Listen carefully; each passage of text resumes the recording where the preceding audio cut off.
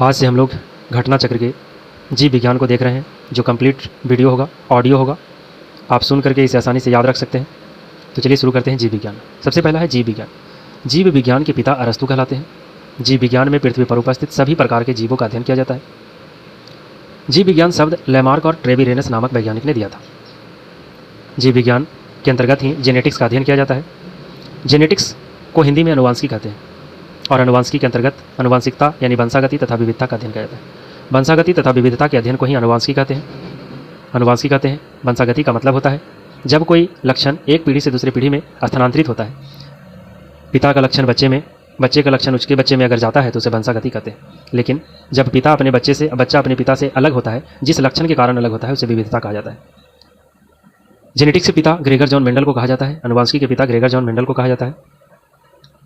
Gregor John Mendel ने अपने प्रयोग को करने के लिए, अनुवांशिकता का नियम देने के लिए मटर के पौधे का प्रयोग किया था। मटर के पौधे का वैज्ञानिक नाम पाइसम सटाइवम है। मेंडल ने कुल 7 वर्षों तक प्रयोग किया था, 1956 से 1963 तक। अब बात करें पक्षियों के अध्ययन को क्या कहते हैं, तो पक्षियों के अध्ययन को ऑर्निथोलॉजी कहा जाता है। पक्षियों के अध्ययन को ऑर्निथोलॉजी कहा जाता है, जबकि हड्डियों के अध्ययन को ऑस्टियोलॉजी कहते हैं। हड्डियों के अध्ययन को ऑस्टियोलॉजी कहते हैं। पक्षी पालन करना कहलाता है एविकल्चर। पक्षी को अगर हम पालते हैं तो एविकल्चर कहलाता है। पक्षी का अध्ययन करते हैं तो ऑर्निथोलॉजी कहलाता है, जबकि हड्डी का अध्ययन करते हैं तो कहलाता है क्या, ऑस्टियोलॉजी। पोमोलॉजी में फलों का अध्ययन किया जाता है। पोमोलॉजी में फलों का अध्ययन किया जाता है। प्रकाश संश्लेषण के अध्ययन से संबंधित वनस्पति विज्ञान की शाखा को पादपकारिकी कहा जाता है। पादपकारिकी कहा जाता है। हड्डियों की पढ़ाई विज्ञान की ऑस्टियोलॉजी शाखा के अंतर्गत किया जाता है, जबकि रक्त सीरम का अध्ययन सेरोलॉजी कहलाता है। रक्त सीरम का अध्ययन सेरोलॉजी कहलाता है। पृथ्वी की आंतरिक संरचना एवं उसमें पाए जाने वाले पदार्थों का अध्ययन करते हैं तो उसे कहा जाता है जियोलॉजी। उसे जियोलॉजी कहा जाता है।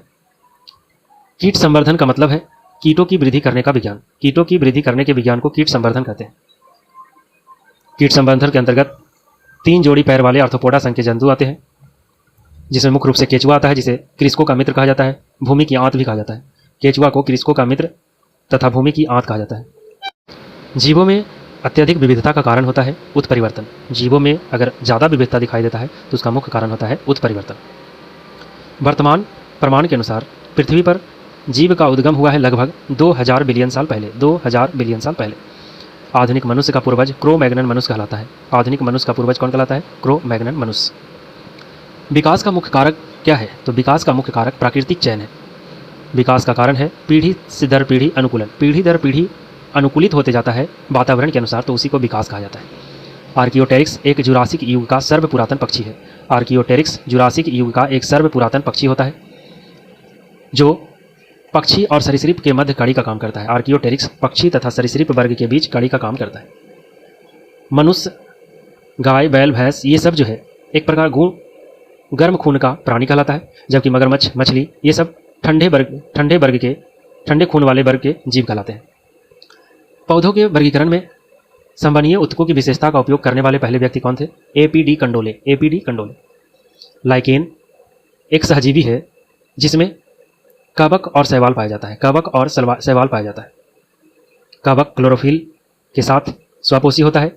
शैवाल स्वपोषी जीव है, जबकि कवक एक परपोषी जीव है। कवक शैवाल को मिट्टी से खनिज पदार्थों को अवशोषित करके शैवाल को प्रदान करता है, जबकि शैवाल प्रकाश संश्लेषण द्वारा भोजन तैयार करके कवक को भी इसे देता है, इसीलिए इसे सहजीवी कहा जाता है। शैवाल और कवक के मिलने से लाइकेन बनता है, जिसे म्यूचुअलिज्म इंग्लिश में कहा जाता है, हिंदी में सहजीवी कहते हैं। संवहनीय पौधा टेरिडोफाइट, एंजियोस्पर्म, जिम्नोस्पर्म होता है। टेरिडोफाइट, जिम्नोस्पर्म, एंजियोस्पर्म एक प्रकार का संवहनीय पौधा है जिसमें जाइलम और फ्लोएम अच्छे से विकसित होते हैं। माइकोरहिजा को हिंदी में कवक मूल कहा जाता है। माइकोरहिजा को हिंदी में कवक मूल कहा जाता है, जिसमें उच्च पादपों के जड़ों के साथ कवक पाई जाती है। उच्च पादपों के जड़ों के साथ कवक जब पाया जाता है, वैसे सहजीवी को माइकोरहिजा कहा जाता है। माइकोरहिजा में पौधे को खनिज का बढ़ा हुआ अवशोषण और रोगों से सुरक्षा प्रदान करता है कौन, कवक। अस्पायरोगाइरा एक प्रकार का हरा शैवाल है। अस्पायरोगाइरा एक प्रकार का हरा शैवाल है जिसमें क्लोरोफिल पाया जाता है, अतः यह प्रकाश संश्लेषण की क्रिया करता है। अस्पायरोगाइरा को जलीय रेशम भी कहा जाता है। अस्पायरोगाइरा को जलीय रेशम के नाम से भी जाना जाता है। शैवाल का उदाहरण एक है डायटम। शैवाल का उदाहरण कौन है, डायटम। एक कोशिकीय शैवाल होता है डायटम। कौन सा प्राणी जगत का सबसे बड़ा संघ है, तो सबसे बड़ा प्राणी जगत का सबसे बड़ा संघ होता है कौन सा? आर्थ्रोपोडा। आर्थ्रोपोडा पृथ्वी पर सबसे बड़ा संघ है प्राणियों का, जिसमें लगभग 2/3 प्रजातियां पाई जाती है, जो कि कीटों का एक प्रकार का संघ है सबसे बड़ा। संघ इकाइनोडर्मेटा एक त्रिस्तरीय और इसमें सिलोमिक गुहा होता है।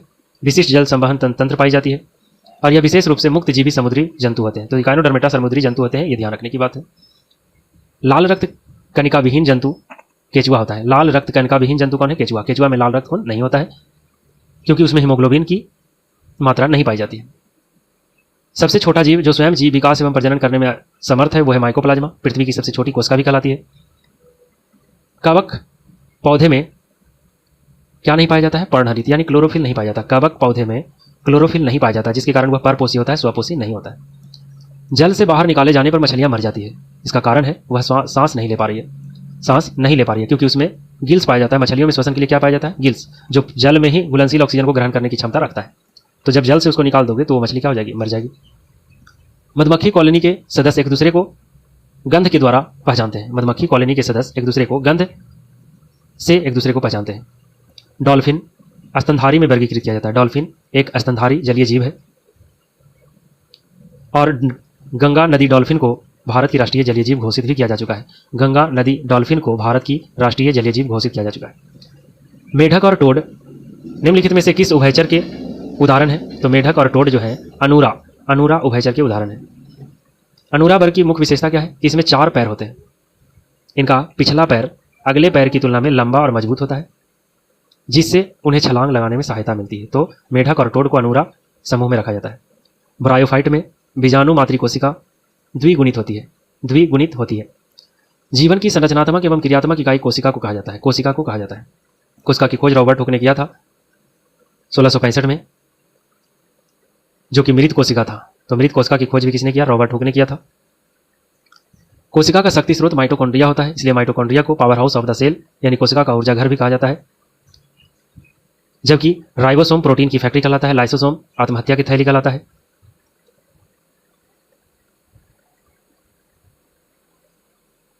आम के पौधे और बंदर दोनों की कोशिकाओं में पाया जाता है कोशिका झिल्ली। या तो पौधा हो या तो जानवर हो, दोनों के कोशिका में पाया जाता है कोशिका झिल्ली। जबकि डिफरेंस पूछा जाए तो आम के पौधे में कोशिका भित्ति होता है, लेकिन बंदर के कोशिका में कोशिका भित्ति नहीं होता है। अस्थायी उत्तकों के बारे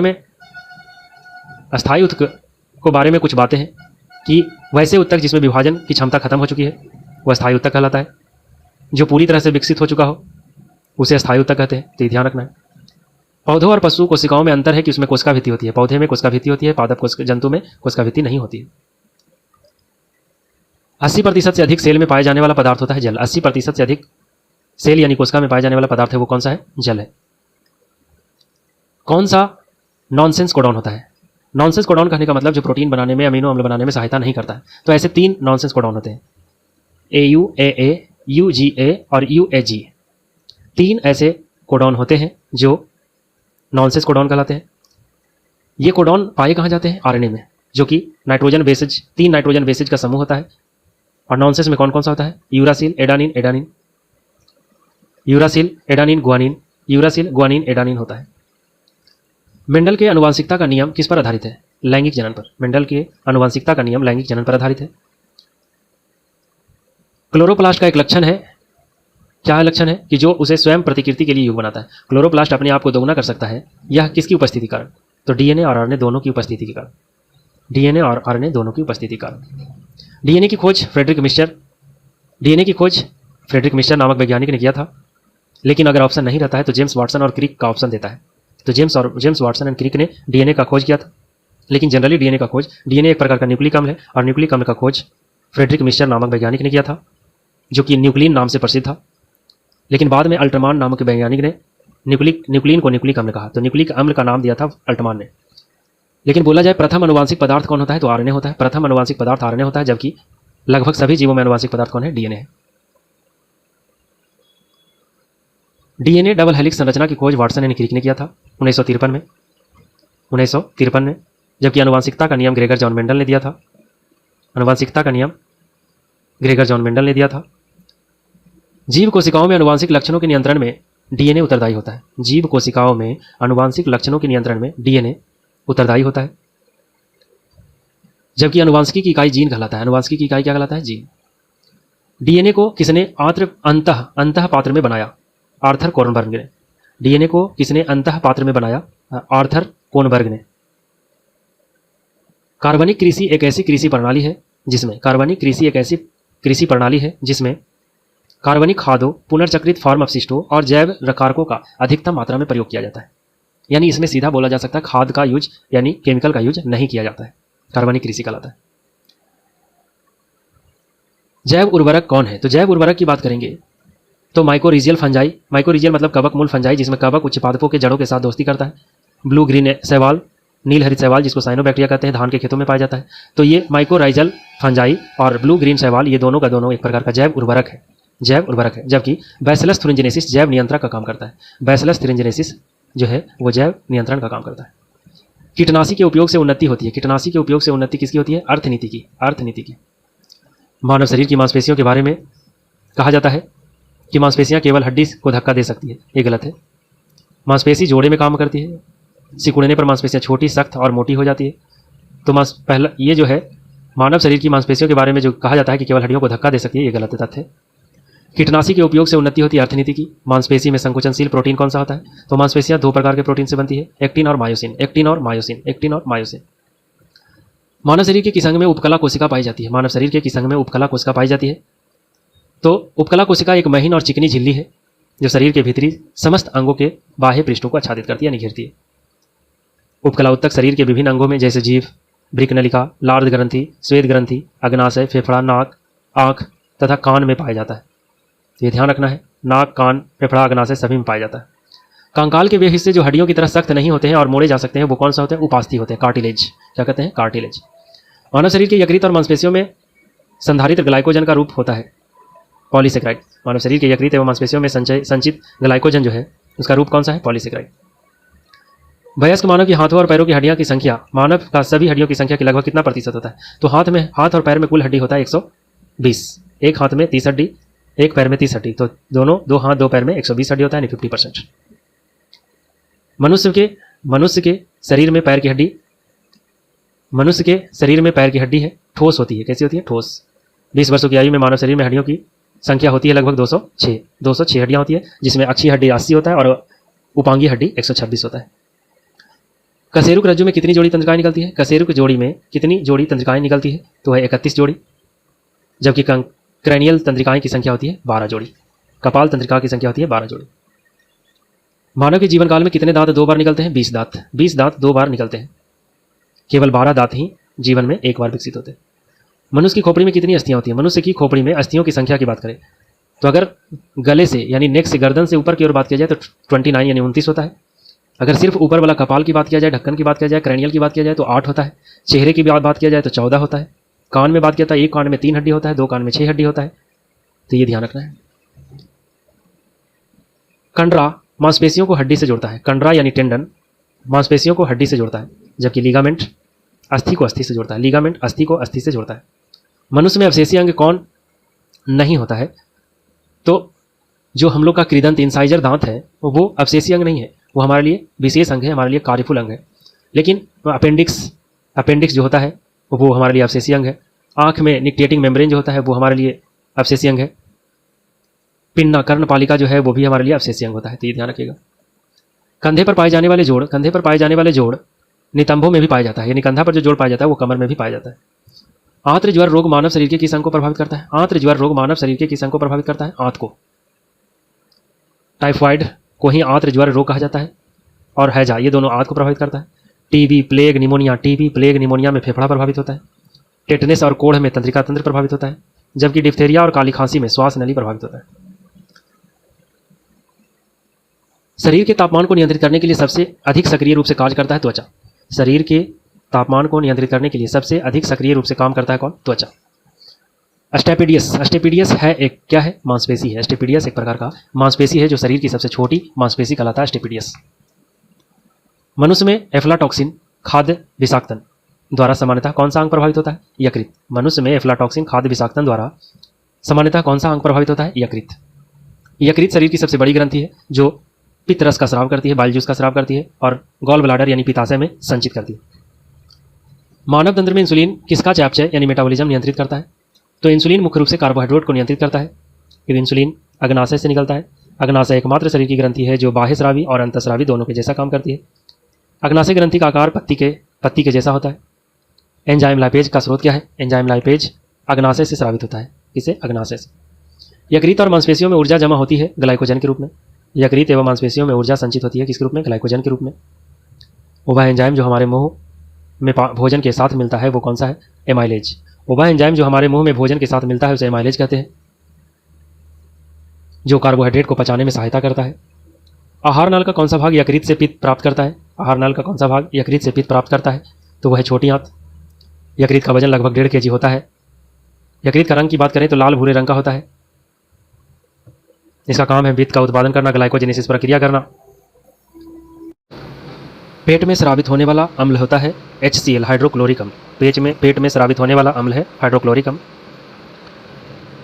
लैक्रीमल ग्रंथि एक बाह्य स्रावी ग्रंथि होती है। लैक्रीमल ग्रंथि एक बाह्य स्रावी ग्रंथि होती है। यकृत भी एक बाह्य स्रावी ग्रंथि है, जबकि थायराइड और पीयूष ग्रंथि अंतःस्रावी ग्रंथि का उदाहरण होता है। कड़वाहट के लिए मानव जीभ का सबसे संवेदनशील क्षेत्र होता है पीछे का भाग।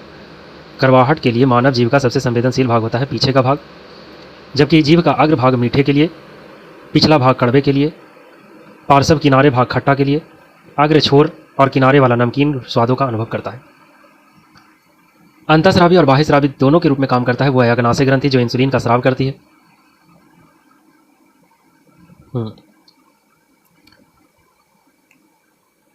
कौन सा मुख्यतः कार्बोहाइड्रेट होता है? तो कार्बोहाइड्रेट मुख्य रूप से चावल होता है। चावल एक प्रकार का क्या है? कार्बोहाइड्रेट। चावल में लगभग 25.5 ग्राम कार्बोहाइड्रेट की मात्रा होती है। चावल में लगभग 90% कैलोरी कार्बोहाइड्रेट होता है। चावल में 90% कैलोरी कार्बोहाइड्रेट होता है। मानव शरीर में विटामिन ए भंडारित रहता है कहाँ पर? यकृत में। मानव शरीर में कहाँ होता है? मानव शरीर में लगभग 70% पानी होता है। पेलाग्रा रोग किस विटामिन की कमी से होता है? तो B3 की कमी से। B3 का वैज्ञानिक नाम होता है नियासिन या निकोटिनिक अम्ल। पेलाग्रा रोग में दस्त, त्वचा रोग और भ्रम होने की स्थिति, डिमेंशिया होने का खतरा बढ़ जाता है। विटामिन जो रक्त को थक्का बनाने में प्रभावित है वो है विटामिन के, जिसको नेप्थोक्विनोन बोलते हैं। विटामिन के को नेप्थोक्विनोन भी कहा जाता है, जिसकी कमी से शरीर के रक्त का थक्का धीरे धीरे बनने की बीमारी हो जाती है। किस विटामिन को ऑर्गो कैल्सीफेरॉल कहते हैं? D2 को। विटामिन D2 को ऑर्गो कैल्सीफेरॉल कहा जाता है। विटामिन B12 को साइनोकोलामीन कहा जाता है। विटामिन B1 को थायमीन कहा जाता है, जिसकी कमी से बेरी होता है। विटामिन E को टोकोफेरॉल कहा जाता है। सूर्य का प्रकाश एवं कॉड, यकृत तेल विटामिन D के समृद्ध स्रोत है। गेहूं अंकुर तेल विटामिन E का प्रमुख स्रोत है, जबकि अल्फा से विटामिन K प्रचुर मात्रा में मिलता है। संतरा से विटामिन C मिलता है, लेकिन संतरा में विटामिन B1 की भी कुछ मात्रा पाई जाती है। कोबाल्ट किस में पाया जाता है ये पूछा जाए तो विटामिन B12 है, जिसे साइनोकोलामीन के नाम से जाना जाता है, जो दही में मुख्य रूप से ज़्यादातर मिलता है। अधिकतर एंजाइम प्रोटीन होते हैं। अधिकतर एंजाइम जो होते हैं वो प्रोटीन होते हैं। जैविक झिल्ली किससे बनी होती है? तो जैविक झिल्ली लिपिड और प्रोटीन से बना होता है। साइनोकोलामीन विटामिन B12 को कहा जाता है, जिसमें कोबाल्ट पाया जाता है। इंसुलिन एक प्रकार का प्रोटीन है। इंसुलिन एक प्रोटीन हार्मोन है जो कि अग्नाशय द्वारा स्रावित होता है। अग्नाशय के लैंगरहैंस की द्वीपिका की बीटा कोशिका से स्रावित होती है। जैविक सिस्टम में रासायनिक क्रिया की प्रक्रिया को तेज करने में उत्तरदायी पदार्थ कौन सा होता है? एंजाइम। जैविक सिस्टम में रासायनिक क्रिया की प्रक्रिया को तेज करने के लिए उत्तरदायी कौन सा होता है? एंजाइम। विटामिन सी की कमी से होता है स्कर्वी। विटामिन ए का सबसे अच्छा स्रोत होता है कौन सा? गाजर। और भी है हरी सब्जियां, दूध, मक्खन, अंडा, मछली का तेल इत्यादि, लेकिन इसकी कमी के कारण बीमारियां भी होती है। विटामिन ए की कमी से होने वाला रोग है रतौंधी, जीरोप्थेल्मिया, त्वचा की कोशिका में परिवर्तन, ये सब है। विटामिन जो खट्टे फलों में पाया जाता है और चर्म रोग में स्वास्थ्य के लिए आवश्यक है वो है विटामिन सी। विटामिन सी का रासायनिक नाम होता है स्कॉर्बिकम। विटामिन ए उपलब्ध होता है किसमें? गाजर में। दूध में विटामिन सी नहीं पाया जाता है। दूध एक संपूर्ण आहार भी माना जाता है। परंतु विटामिन सी नहीं पाया जाता है। पानी में घुलनशील विटामिन जो होता है वो है बी और सी। पानी में घुलनशील विटामिन जो होता है वो विटामिन बी और सी होता है, जबकि बसा में घुलनशील जो होता है वो है ए ई डी के। ए ई डी के ये क्या है? ये बसा में घुलनशील विटामिन है। थायराइड हार्मोन, थायराइड ग्रंथि की खराबी होती है तो किसके कारण? आयोडीन की कमी कारण। आयोडीन के कारण या कमी के कारण थायराइड ग्रंथि में कमी होती है, प्रॉब्लम होता है। खमीर का उपयोग शराब बनाने में किया जाता है। खमीर का उपयोग, खमीर मीन्स ईस्ट, और ईस्ट का प्रयोग किया जाता है शराब बनाने में। कौन सा ईस्ट? साइक्रोमाइसिस सेरेबेसियाई। साइक्रोमाइसिस सेरेबेसियाई ईस्ट के कारण ही शराब बनता है। निम्नलिखित में से कौन सी क्रिया पृथ्वी पर हो रहे कार्बन चक्र में ऑक्सीजन को बढ़ाता है? तो ऑक्सीजन को बढ़ाता है किसके द्वारा? प्रकाश संश्लेषण के द्वारा। निःश्वसन के समय डायाफ्राम हो जाता है कैसा? गुंबदाकार।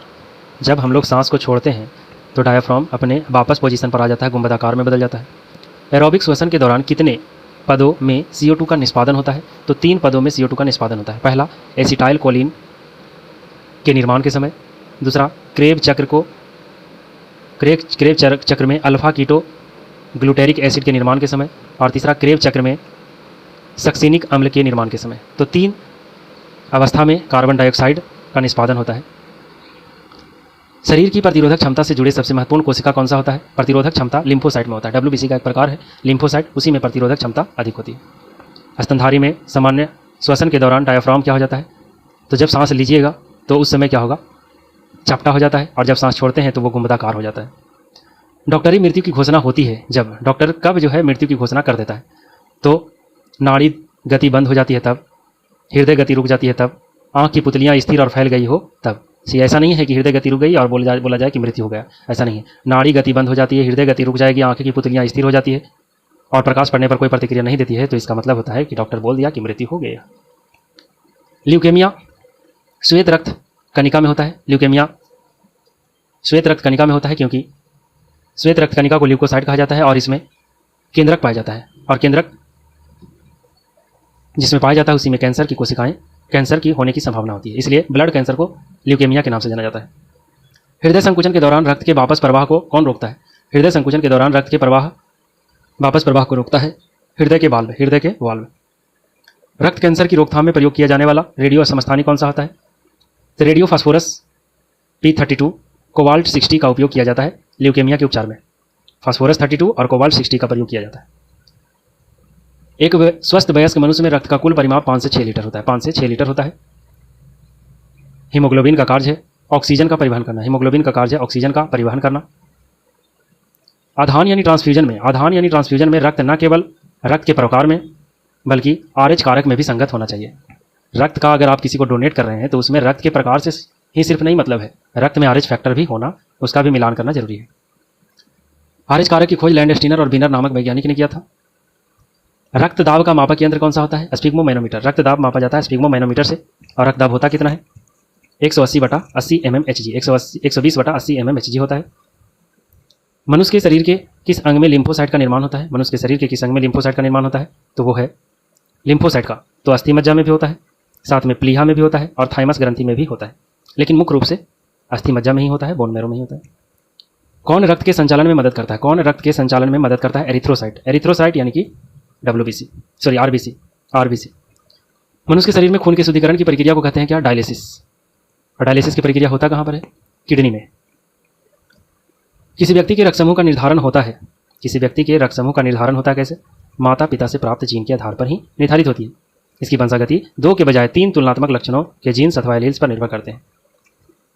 रक्त का तरल भाग कहलाता है प्लाज्मा। रक्त का तरल भाग कहलाता है प्लाज्मा, जो 55% होता है कुल रक्त का, जिसमें 92% वाटर होता है यानी जल होता है।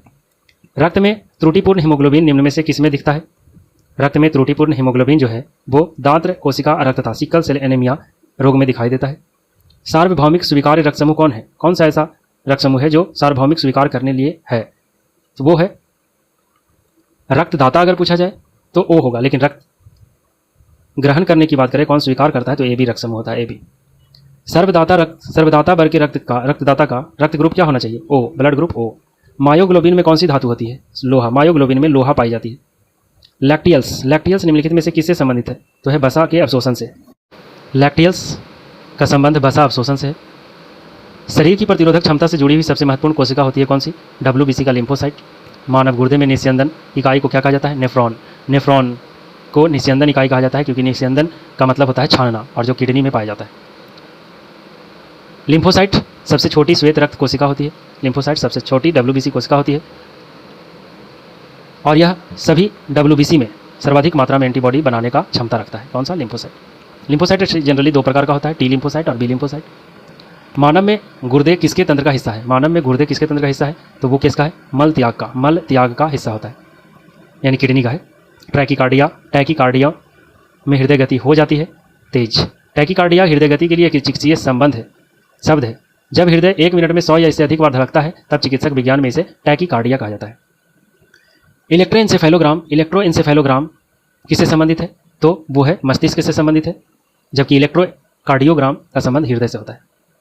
ब्रिक से प्रति मिनट औसत रक्त प्रवाह होता है कितना? 1200। ब्रिक से प्रति मिनट औसत रक्त प्रवाह होता है 1100 से 1200 होता है, लेकिन 1200 सीसी। शरीर का तापक्रम नियंत्रित करता है कौन? हाइपोथैलेमस। शरीर के तापक्रम को नियंत्रित करता है हाइपोथैलेमस। मानव शरीर में निम्नलिखित में से कौन सी ग्रंथि जोड़े के रूप में मौजूद होती है? तो कौन सी ग्रंथि जोड़ा में पाया जाता है? तो वह अधिवृक्क। अधिवृक्क मतलब होता है एड्रीनल ग्रंथि। शरीर का ताप नियंत्रण करता है कौन? हाइपोथैलेमस करता है। प्रतिवर्ती क्रियाओं का नियंत्रण केंद्र कौन सा होता है? तो वह है कशेरुक रज्जु, स्पाइनल कॉर्ड। प्रतिवर्ती क्रियाओं का नियंत्रण केंद्र कशेरुक रज्जु में होता है। हार्मोन किसके द्वारा स्रावित होता है? अंतःस्रावी ग्रंथियों द्वारा। अंतःस्रावी ग्रंथियों द्वारा हार्मोन स्रावित होता है। शरीर का कौन सा अंग शरीर के संतुलन को नियंत्रित करता है? शरीर के संतुलन को नियंत्रण करना का काम करता है कौन? तो वह है कान में पाया जाने वाला मैकुला और क्रिस्टा। लेकिन साथ में सेरेबेलम यानी छोटा मस्तिष्क जो कहलाता है वो भी शरीर के संतुलन में सहायता करता है। इंसुलिन एक प्रकार का हार्मोन है जो कि अग्नाशय ग्रंथि से निकलती है। आरएनए एक प्रकार का आनुवांशिक पदार्थ है या न्यूक्लिक अम्ल है। आरएनए प्रथम आनुवांशिक पदार्थ है। आगत तथा निर्गत तंत्रिकाएं मिलती है केंद्रीय तंत्रिका तंत्र में। मानव शरीर की तीसरी आंख कहलाता है। मानव शरीर की तीसरी आंख पीनियल ग्रंथि को कहा जाता है, जो अत्यंत छोटी ग्रंथि है। यह मानव शरीर की छोटी ग्रंथि है ही, साथ में इसके अन्य नाम कोनेरियम ग्रंथि भी है। यह मेलाटोनिन नामक हार्मोन स्रावित करती है, जो शरीर की जैविक घड़ी के विनिमय में मुख्य भूमिका निभाता है। किसकी कमी से मधुमेह होता है? तो इंसुलिन की कमी से होता है। थायराइड ग्रंथि से थायरोक्सिन हार्मोन स्रावित करने के लिए उत्तेजित करने वाला अंतःस्रावी हार्मोन कौन सा होता है? TSH, thyroid stimulating hormone. कौन सा हार्मोन अग्नाशय द्वारा उत्पन्न होता है? इंसुलिन। पीयूष ग्रंथि मस्तिष्क में पाई जाती है और यह छोटी अंतःस्रावी ग्रंथि। सहज प्रणाली का प्रवर्धन प्रणाली की स्वपोषी क्रिया पर निर्भर करता है। सहज प्रणाली मुख्य तंत्रिका प्रणाली का एक भाग है। यह सहज प्रक्रियाओं को नियंत्रित करती है। कौन सा हार्मोन स्तन ग्रंथियों से दूध का स्राव होने में मुख्य भूमिका निभाता है? स्राव होने में, बनाने में नहीं, स्राव होने में तो ऑक्सीटोसिन। लेकिन अगर बोला जाए कि बनाने में हेल्प करता है तो वह प्रोलैक्टिन हार्मोन। महिला सेक्स हार्मोन कहलाता है। तो महिला सेक्स हार्मोन की संख्या होती है 2, एस्ट्रोजन और प्रोजेस्टेरॉन। किस हार्मोन में आयोडीन मिली होती है? थायरोक्सिन में, जो कि थायराइड ग्रंथि से निकलती है। गर्भ में भ्रूण के विकास को जानने के लिए निम्नलिखित में से किस तरंग का प्रयोग किया जाता है? तो वो है पराध्वनि तरंगे। गर्भ में भ्रूण के विकास को जानने के लिए पराध्वनि तरंगों का प्रयोग किया जाता है। भ्रूण बीज में पाई जाती है। लैंगिक जनन से आनुवांशिक विचरण कैसे होता है? तो लैंगिक जनन से आनुवांशिक विचरण जीन की सहायता से होता है। साइटोप्लाज्म के अंदर प्रकाश संश्लेषण की अंधेरी की अभिक्रिया का वास्तविक स्थल स्ट्रोमा होता है। साइटोप्लाज्म के अंदर प्रकाश संश्लेषण की अंधेरी अभिक्रिया का वास्तविक स्थल स्ट्रोमा होता है। निषेचन की क्रिया अंडवाहिनी में होता है। मादा के अंडवाहिनी यानी फेलोपियन ट्यूब में होता है। प्रकाश संश्लेषण के दौरान हरे पौधे कार्बन डाइऑक्साइड अवशोषित करते हैं। प्रकाश संश्लेषण की प्रक्रिया क्लोरोप्लास्ट में होती है, जिसमें क्लोरोफिल नामक वर्णक पाया जाता है। प्रकाश संश्लेषण की क्रिया के लिए आवश्यक गैस होता है CO2। आवश्यक गैस कौन सा है? CO2। प्रकाश संश्लेषण का उपोत्पाद होता है। तो प्रकाश संश्लेषण जब होता है तो उपोत्पाद कौन सा है? ऑक्सीजन निकलता है। सौर ऊर्जा ATP में बदलती है क्लोरोप्लास्ट में। प्रकाश संश्लेषण होता है दिन में अथवा रात्रि में। श्वास प्रक्रिया के लिए कौन कौन सी बातें सही होती है?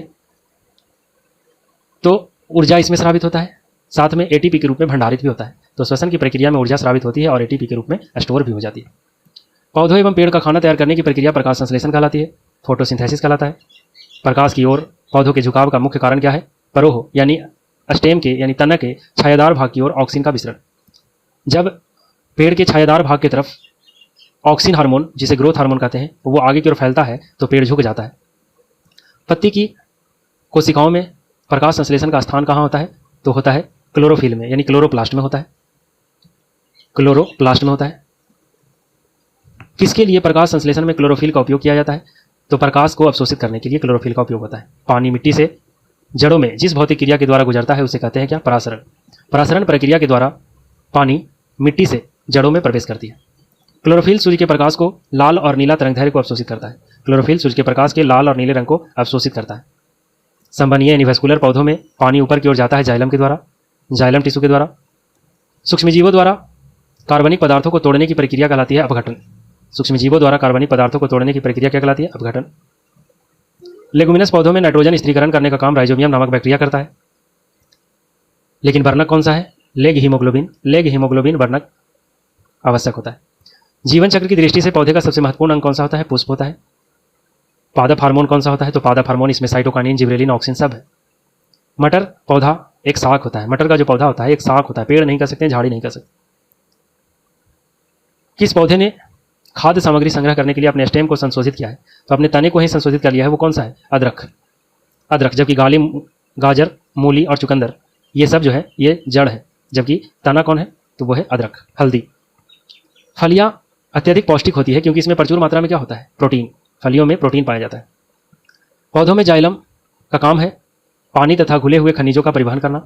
पौधों का तना पौधे के सभी हिस्सों में भोजन वितरित करने में तथा उसे स्टोर करने में भी मदद करता है। स्टोर करने में भी यानी भंडारण करने में मदद करता है। किसमें परिवर्तन के कारण रंध्र खुलते और बंद होते हैं? तो कोशिकाओं में पानी की मात्रा बढ़ने और घटने के कारण ही रंध्र खुलते हैं और बंद होते हैं। सक्शन पूल के कारण पेड़ों में पानी ऊपर बहुत ऊंचाई तक पहुंच जाता है, जिसका कारण है वाष्पोत्सर्जन। आम में हम जो भाग खाते हैं उसे मध्य फल भित्ति कहते हैं, मेसोडर्म कहते हैं, गुदेदार हिस्सा होता है। गुदेदार हिस्सा होता है। लीची का भाग एरील खाते हैं हम लोग, लीची का एरील भाग खाते हैं। अदरक एक भूमिगत तना है एवं जड़ नहीं, क्योंकि उसमें गांठ और पर्व पाई जाती है। गांठ और पर्व यानी नोड और इंटरनोड पाई जाती है। संवेदनशील पौधे मिमोसा पुडिका।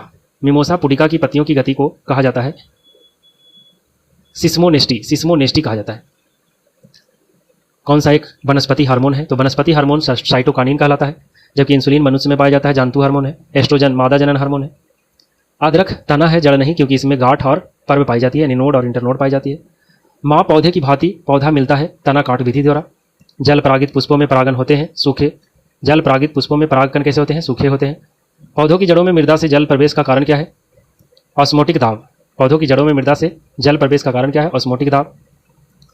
तना काट आमतौर से किसके परिवर्धन के लिए प्रयोग किया जाता है? तो है गन्ना के। सच्चा फल सेब नहीं होता है। सच्चा फल सेब नहीं होता है।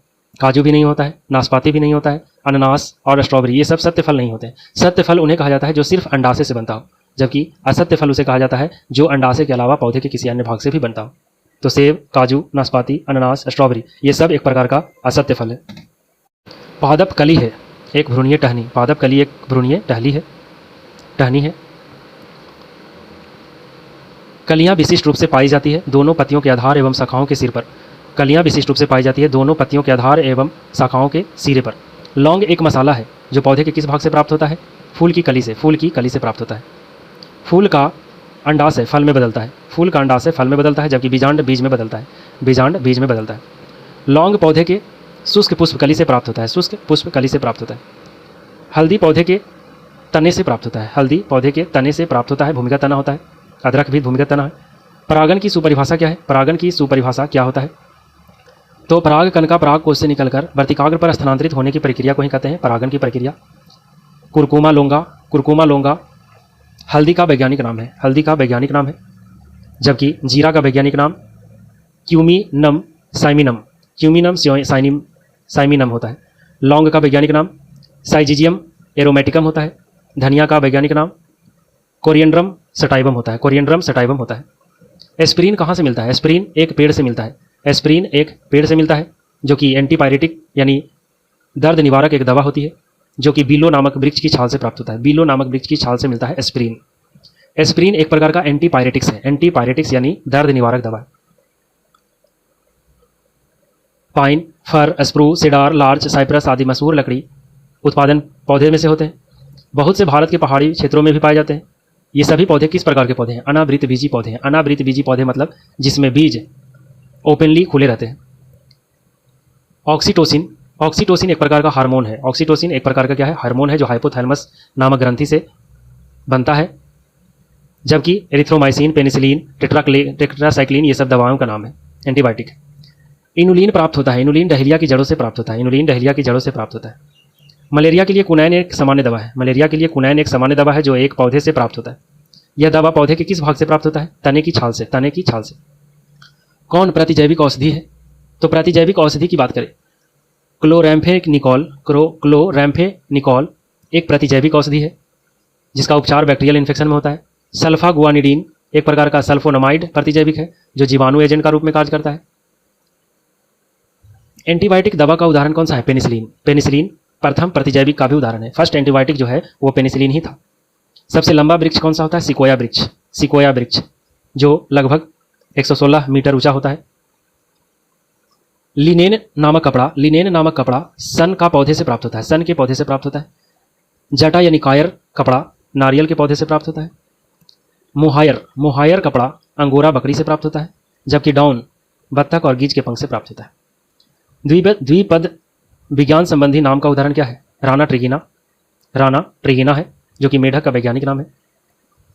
द्विपद विज्ञान संबंधी जो नाम है वो देने का काम लिनियस ने किया था, कैरोलस लिनियस। किस वनस्पति खाद्यान्न में अधिकतम प्रोटीन मिलेगा आपको? सोयाबीन। सोयाबीन खाइएगा तो आपको प्रोटीन की मात्रा अधिकतम मात्रा मिलता है, जिसमें लगभग 38 से 42% प्रोटीन की मात्रा होती है। संसार का सबसे बड़ा पुष्प होता है रिफ्लेसिया। संसार का सबसे बड़ा पुष्प होता है रिफ्लेसिया। हर्पिस सिम्प्लेक्स वायरस और मानव के बीच की बातचीत को दर्शाता है कौन? परजीविता। हर्पिस सिम्प्लेक्स वायरस से हमारे बॉडी में, मानव के शरीर में बीमारी होता है और यह एक प्रकार का दोस्ती के जैसा होता है जिसका नाम है परजीविता, कहते हैं उसको, पारासिटिज्म।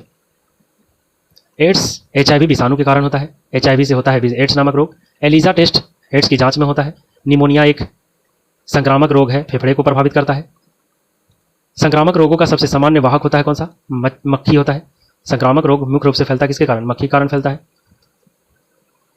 किस जीवाणु बीमारी को प्लीहा ज्वर कहा जाता है? तो है एंथ्रेक्स। एंथ्रेक्स नामक जीवाणु बीमारी को प्लीहा ज्वर के नाम से जाना जाता है।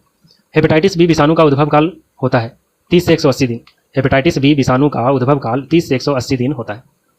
टाइफाइड एवं कॉलेरा एक जलजन्य रोग होता है। जलजन्य रोग होता है। BCG वैक्सीन का इस्तेमाल क्षय रोग के उपचार में किया जाता है। क्षय रोग के रोकथाम में किया जाता है। बायोडिग्रेडेबल अपशिष्ट को आमतौर पर जिसकी मदद से उपयोगी पदार्थ में बदला जा सकता है वह होता है बैक्टीरिया। मलेरिया फैलाने के अतिरिक्त एनाफिलीज मच्छर वाहक होता है किसका? एन्सेफलाइटिस और फाइलेरियोसिस को। प्रतिवर्ष 5 लाख भारतीय एक रोग से मरते हैं। इसकी पहचान करें तो वह है क्षय रोग से मरता है। मादा एनाफिलीज को मादा क्यूलेक्स से अलग किया जाता है, क्योंकि मादा एनाफिलीज को मादा क्यूलेक्स से अलग कर सकते हैं। क्यों? क्योंकि यह बैठती है अंतः स्तर के साथ एक कोण पर। मृत जीवों के अपघटक हैं। मृत जीवों के अपघटक कौन होते हैं? सूक्ष्म जीव जैसे जीवाणु और कवक। मलेरिया के संबंध में कौन सा कथन सत्य नहीं है? मलेरिया के संबंध में कौन सा कथन सत्य नहीं है? तो मलेरिया एक परोपजीवी कीट है, इंसेक्ट पैरासाइट द्वारा पैदा की जाने वाली बीमारी है, ये गलत है। मलेरिया मच्छरों से फैलती है, ये बात सही है। दलदली क्षेत्रों में अधिकतर होता है और इसके इलाज में क्लोरोक्विनोन का प्रयोग किया जाता है। हमारे शरीर में मलेरिया परजीवी का भंडारण स्थल कौन सा है?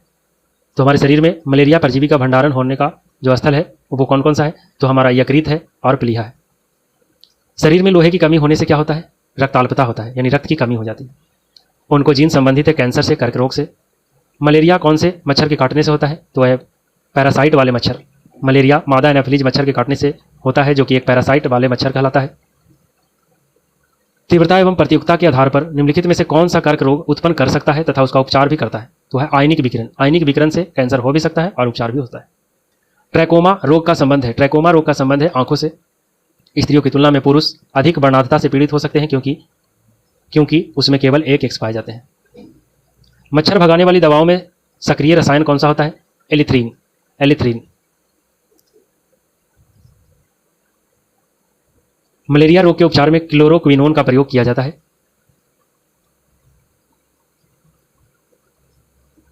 किस वैज्ञानिक या चिकित्सक ने पहली बार टीकाकरण की खोज किया था? तो वह था कौन? एडवर्ड जेनर ने किया था। एडवर्ड जेनर ने। किसी गुणसूत्र पर जीनों की अपेक्षिक स्थिति ज्ञात करने की प्रक्रिया क्या कहलाती है? जीन मानचित्रण कहलाता है। किसी गुणसूत्र पर जीनों की अपेक्षिक स्थिति का ज्ञात करने की प्रक्रिया को क्या कहते हैं? जीन मानचित्रण। कच्चे फलों को कृत्रिम रूप से पकाने के लिए प्रयोग में लाई जाने वाली गैस का नाम क्या है? एसिटिलीन और इथिलीन।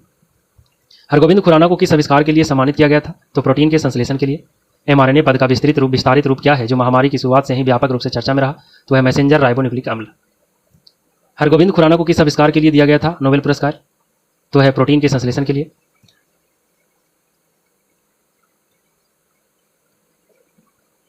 जैव प्रौद्योगिकी के अभ्यास से जानवरों के क्लोन तैयार किए जाते हैं। जैव प्रौद्योगिकी के अभ्यास से जानवरों के क्लोन तैयार किए जाते हैं।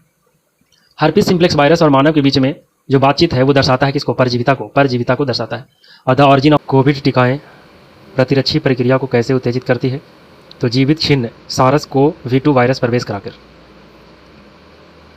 सर्वप्रथम मानव हृदय प्रत्यारोपण हुआ था दक्षिण अफ्रीका में। डॉक्टर क्रिश्चियन बर्नार्ड दक्षिण अफ्रीका के एक प्रसिद्ध सर्जन थे जिन्होंने 3 दिसंबर 1967 को मानव हृदय का पहला सफलतापूर्वक प्रत्यारोपण किया था। तो पहला मानव हृदय प्रत्यारोपण पहली बार कहाँ हुआ? दक्षिण अफ्रीका में हुआ। वेक्टर टीके प्रतिरोधक शक्ति प्रदान करने के लिए कैसे काम करती है? तो वायरस को किसी भिन्न वायरस के संशोधित संस्करण में रखकर वेक्टर टीके का प्रयोग किया जाता है। गर्भ में भ्रूण के विकास को जानने के लिए पराध्वनि तरंगों का उपयोग किया जाता है। मानव शरीर का सामान्य तापमान होता है 98.6 degree Fahrenheit. 98.6 degree Fahrenheit. Celsius scale पर मानव शरीर का सामान्य तापमान होता है 36.9 डिग्री सेल्सियस यानी 36.9 डिग्री सेल्सियस। मच्छरों के जैविक नियंत्रण के लिए गम्बूसिया मछली का प्रयोग किया जाता है। मच्छरों के जैविक नियंत्रण के लिए गम्बूसिया मछली का प्रयोग किया जाता है। अंगोरा ऊन खरगोश से प्राप्त किया जाता है। अंगोरा ऊन खरगोश से प्राप्त किया जाता है।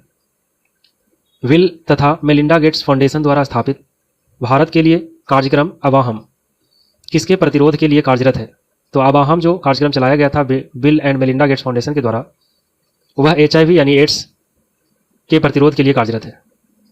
डॉक्टरों द्वारा एनेस्थीसिया के रूप में प्रयोग होने वाली हास्य गैस कौन सा है? Nitrous oxide. नाइट्रस ऑक्साइड का प्रयोग किया जाता है एनेस्थीसिया में। एक पेड़ के तने में मृदा सतह से 1 मीटर दूरी पर एक कांटी ठोकी जाती है। 2 वर्ष बाद वह कांटी कहाँ रहेगा? उसी जगह पर रहती है। जब टीके के द्वारा शरीर में एंटीजन प्रवेश करता है तब संक्रमण से लड़ने के लिए एंटीबॉडी की उत्पत्ति होती है कैसे? केवल बी लिम्फोसाइट कोशिका द्वारा। केवल बी लिम्फोसाइट कोशिका के द्वारा एंटीबॉडी बनता है। पार्किंसन बीमारी के उपचार के विकास के लिए किसको नोबेल पुरस्कार मिला था? तो पार्किंसन बीमारी के उपचार के लिए ऑर्बिड कार्लसन को मिला था। ऑर्बिड कार्लसन को मिला था नोबेल प्राइज़ 2000 ईस्वी में। फिजियोलॉजी और मेडिसिन में नोबेल पुरस्कार मिला था पार्किंसन डिसऑर्डर के लिए। जब हम बकरी या भेड़ का मांस खाते हैं तब हम लोग कौन सा हो गए? द्वितीयक उपभोक्ता हो गए। लेकिन जब हम लोग घास खाएंगे तो प्राथमिक उपभोक्ता कहलाएंगे। प्राथमिक उत्पादक की बात करें तो पौधे को कहा जाता है। शाकाहारी को प्राथमिक उपभोक्ता कहते हैं जबकि मांसाहारी को द्वितीयक या गौण उपभोक्ता कहते हैं। और मानव एवं अन्य जीव का जो खाता है उसे सर्वाहारी कहते हैं। पोलियो की बूंद किस उम्र में दे सकते हैं? पोलियो की बूंद 1 साल की उम्र में दिया जाता है। मांसपेशियों में दर्द के उपचार में उपयोग किया जाने वाला इंफ्रारेड विकिरण होता है। इंफ्रारेड विकिरण का प्रयोग मांसपेशियों में दर्द के उपचार में किया जाता है। वसा और तेल युक्त भोजन में मिलाए जाने वाले पदार्थों को एंटीऑक्सीडेंट कहते हैं। वसा और तेल युक्त भोजन में मिलाए जाने वाले पदार्थों को एंटीऑक्सीडेंट कहते हैं। शरीर के दर्द के उपचार के लिए यूज किया जाता है इंफ्रारेड का। टमाटर में ऑक्जेलिक अम्ल पाया जाता है। टमाटर में ऑक्जेलिक अम्ल पाया जाता है जबकि सिरके में एसिटिक अम्ल पाया जाता है। खट्टे फलों में साइट्रिक अम्ल पाया जाता है। और ऑक्जेलिक अम्ल जो है वो हरे पत्तेदार सब्जियों में भी पाया जाता है। जीवाणु की खोज लुवेन हॉक ने किया था 1676 में। लवणयुक्त वातावरण प्रेमी पौधे को कहा जाता है लवणोद्भिद।